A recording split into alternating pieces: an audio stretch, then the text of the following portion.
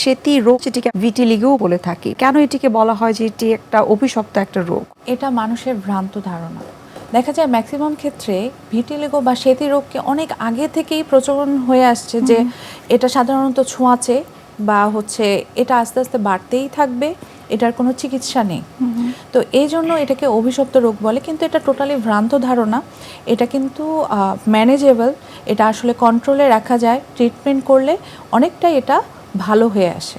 এটা কেন হয়, বা এটাকে কি বংশগত রোগ বলতে পারে কিনা, বা জেনেটিক বা অটো ইমিউন ডিজিজ বলতে পারে কিনা? ভিটিলিগো সাধারণত অটো ইমিউন ডিজিজ হয়, এটা একটা ক্রনিক ডিজিজ। এটা অটো ইমিউন বলার কারণ হচ্ছে এটা বংশগতও হতে পারে। সবসময় যে বংশে কারো থাকলে এটা হবে তা কিন্তু না, এটা অটো ইমিউন ডিজিজ হিসেবেই পরিচিত।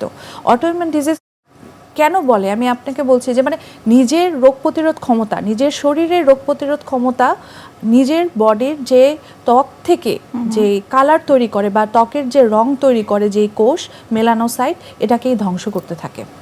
তখন দেখা যায় এই ধরনের রোগগুলো আসতে থাকে।